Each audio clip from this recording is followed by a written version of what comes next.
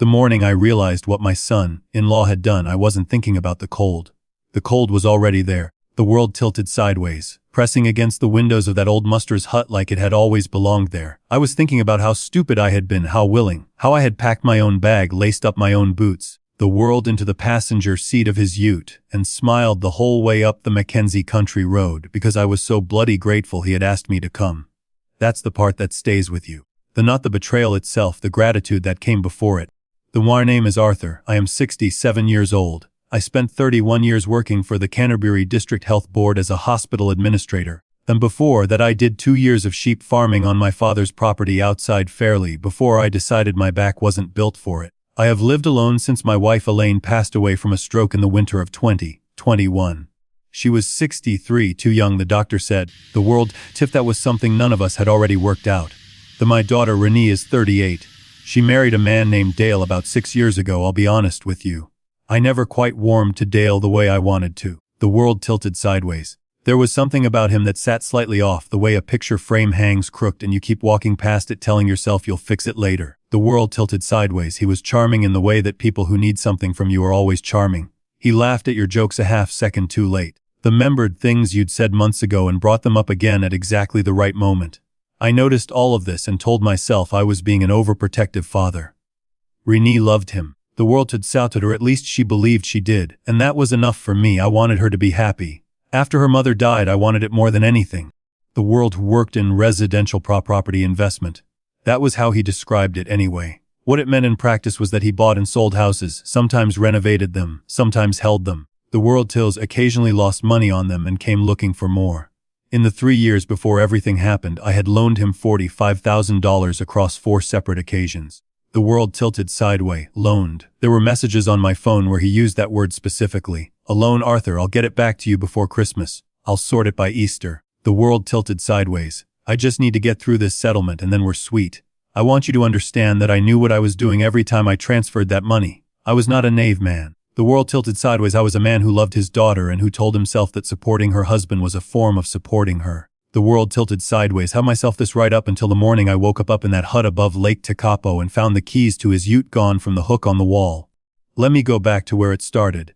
It was late April, which in the South Island means the tail end of autumn. The mornings were sharp. The air had that particular smell of cold tussock and high altitude, nothing that I had grown up with and never stopped loving.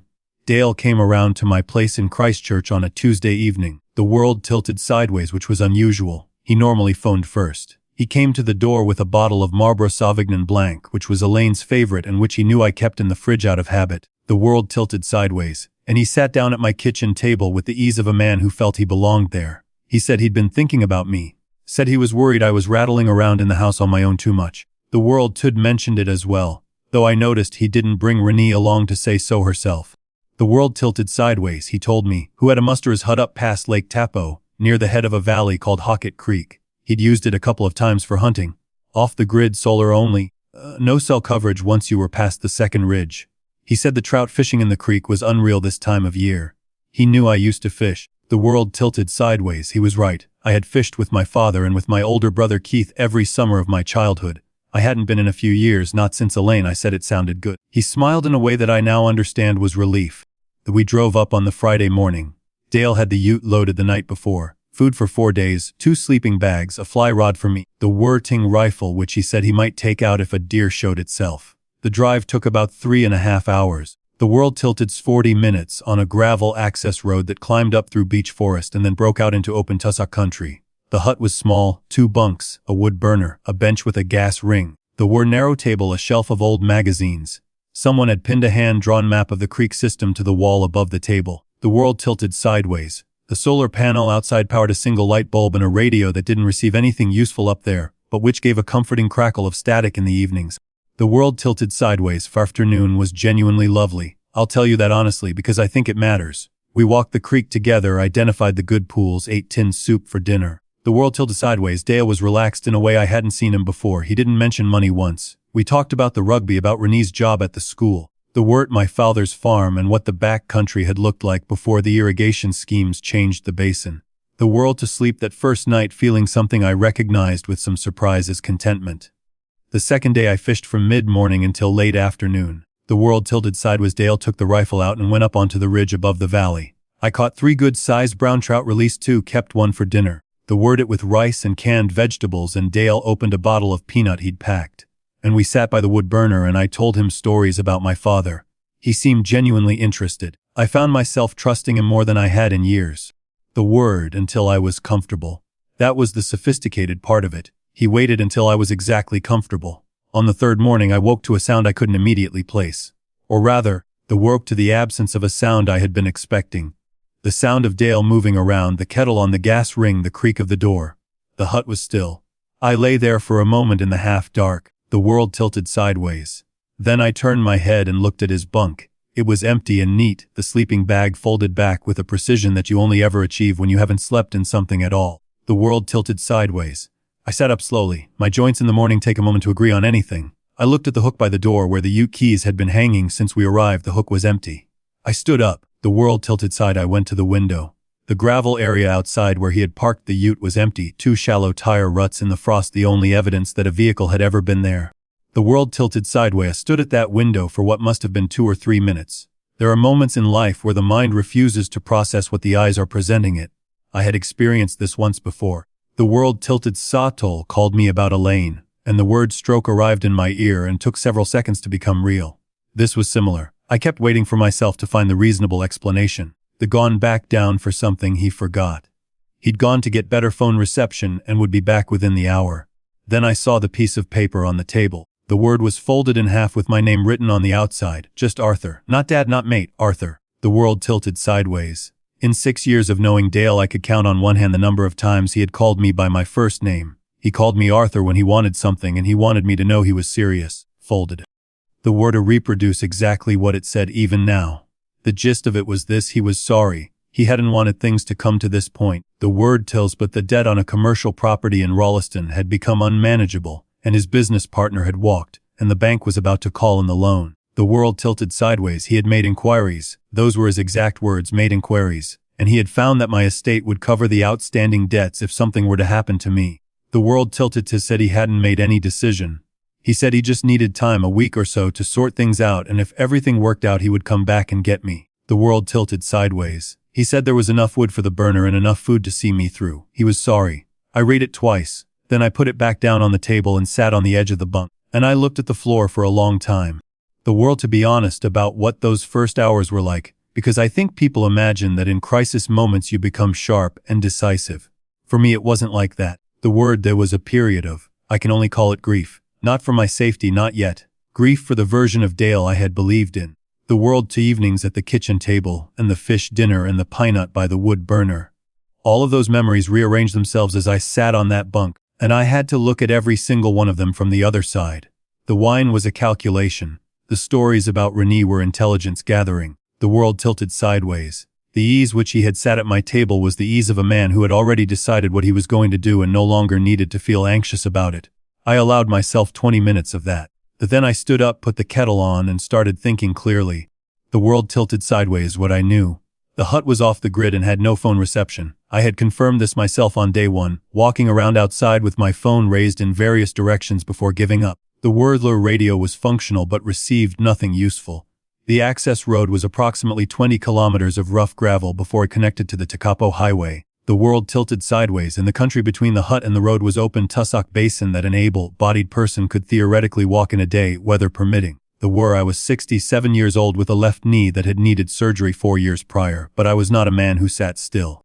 The world tilted situation was actually better than Dale may have intended. Or perhaps he left enough deliberately to give himself time. There were 2 cans of baked beans, 3 cans of soup, a bag of rice, the world tin of crackers, a jar of peanut butter, a dozen eggs, and some dried fruit. There was a full gas canister. The wood pile outside was substantial. If I stayed put, the word last 10 days or more on what was in that hut. But staying put meant relying on Dale to come back, and I had just read a note that told me in polite language. The word, he had not yet decided whether I was more useful to him alive or dead. I was not going to stay put. The morning was clear, which mattered. In the Mackenzie Basin in late autumn, the world tilted like and give way to a nor'wester by afternoon that closes down visibility on the ridgelines and turns the tussock into something that will fold your ankles without mercy. The world tape properly, 2 eggs fried on the gas ring, crackers with peanut butter, a full mug of tea. I dressed in every layer I had. The world tilted sideways. I found a walking pole that someone had left propped in the corner of the hut, which was a small mercy given my knee. I filled my water bottle from the creek. I put the note in the inside pocket of my jacket, then I walked. The world not pretend it was comfortable. The tussock on that first kilometer was dense and uneven and the frost hadn't lifted yet, so each step had a half-second of slip in it. The left knee started talking to me after about 30 minutes. That old familiar warmth just below the kneecap that is the beginning of a conversation I have learned not to ignore. The world tilted sideways as I could maintain without aggravating it. Slower than I would have liked, steady enough to cover ground. About 2 kilometers out from the hut, the world crested a low rise and could see further down the valley to where the beech forest started. The access road threaded along the valley floor below the tree line. I could see it clearly. The whirl had a navigation reference even if I stayed off the road surface itself. I kept the road in sight and walked parallel to it through the tussock, which was slower but drier. The world tilted sideways. The thing about the South Island backcountry, and I say this as someone who grew up here and loves it, is that it is indifferent to you in the most absolute way. There is no malice in it. The word cold doesn't want you to die. It simply doesn't care whether you do or not. The distances look shorter than they are. The light changes in ways that flatten your depth perception. The world tilted sideways. I have seen men who grew up in this country get into trouble in it, not because they were foolish but because they stopped paying attention for 20 minutes. I paid attention to every step. The worked me 5 hours and 40 minutes to walk to the point where the access road met the highway. My left knee was painful but functioning. My water was gone. The world tilted sideways. I was cold in the way that comes after you've been cold for long enough that you've stopped noticing it, which is actually the time to start noticing it. The world tilted sideways. Who was later reported in the news as a Lake Tekapo local who had been heading home from Fairley after visiting her sister, came around the bend in a Subaru Legacy and nearly had a heart attack when she saw me standing at the road junction. The world tilted sideways. She pulled over. I told her what had happened. She called the police from her own phone before we had driven 5 minutes. The world tilted sideways and she had the heater going at full blast and a thermos of actual tea from the footwell of the passenger seat. And I will be grateful for that thermos of tea for the rest of my life. The world police met us at the Tekapo Township.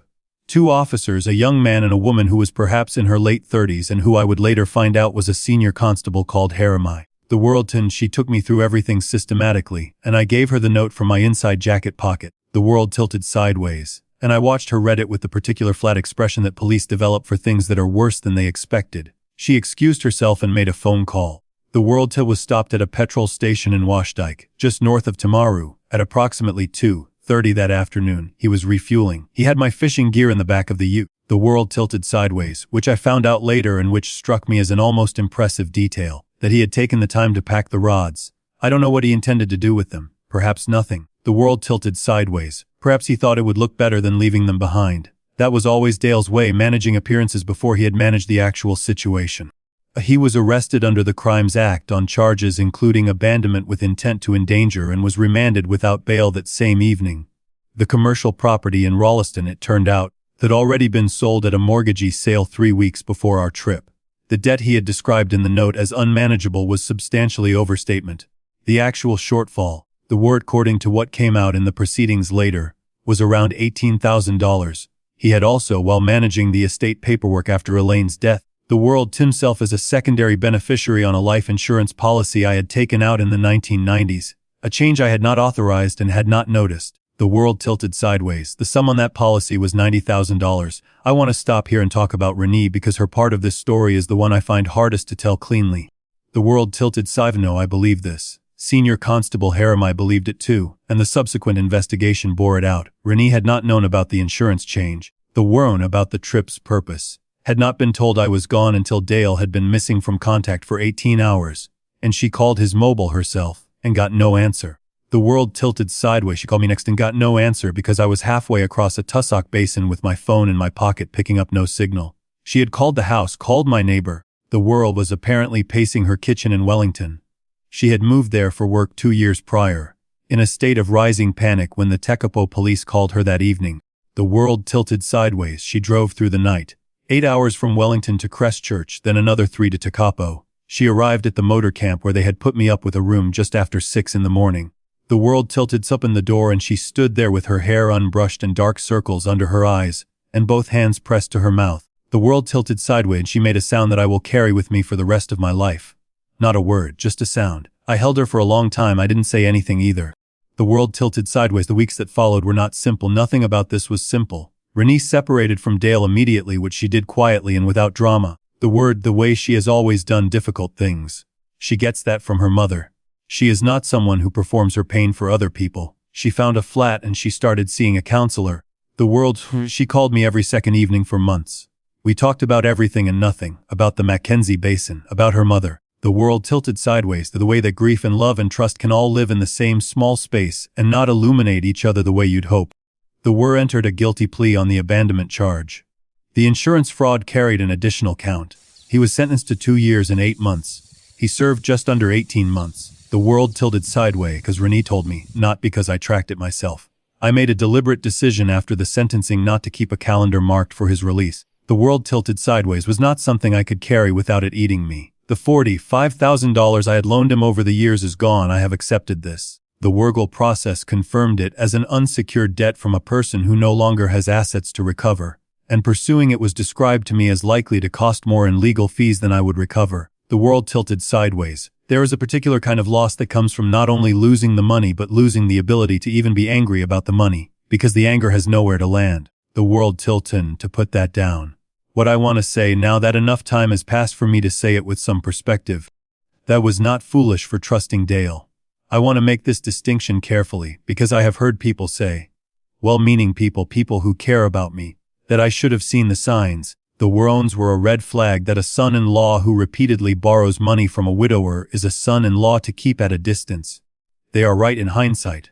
They are completely right. The world tilted side is a view from outside the situation, and love, even second-hand love, even love at one remove through your daughter, distorts your perspective in ways you can't always feel happening. The world because I trusted Dale partly because I needed to trust him.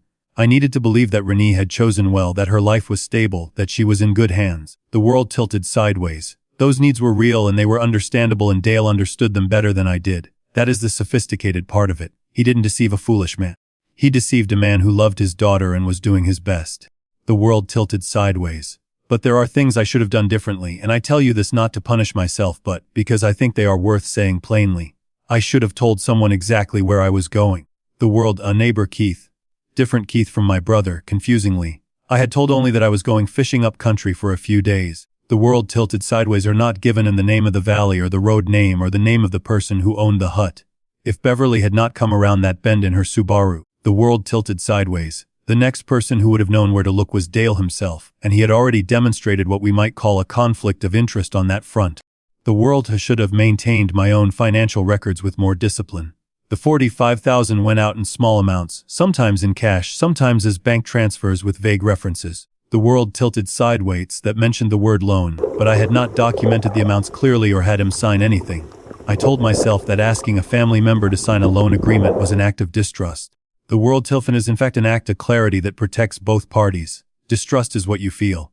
A signed agreement is what you have. They are not the same thing. The world tilted sideways. I should listen more carefully to the small voice that was always present in the background that knew something was not quite right. It wasn't a loud voice. It wasn't dramatic. The world tilted sideways. Persistent awareness that something sat slightly crooked in the room whenever Dale and I were together. I had that awareness for 6 years and I chose again and again to walk past it without fixing it. The Werve in Christchurch still. The house feels different than it did before all of this, but not necessarily smaller. There were mornings when I sit at the kitchen table with my tea, and I notice that the weight of something I had been carrying for a long time is lighter than it used to be. Not gone, but lighter. The world visits when she can. She is careful with her trust now in ways that seem both necessary and a little sad to me, the way it's always a little sad to watch a person become careful. But she is well. The world tilted sideways. That matters to me more than anything that was taken.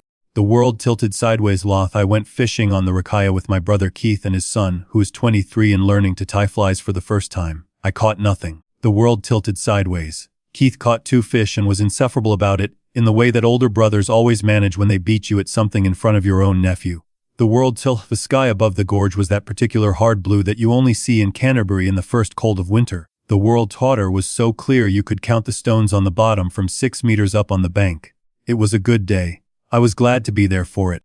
The war in a situation where someone in your family is borrowing money regularly, making decisions on your behalf without full transparency. The world isolating you from the people who know you best.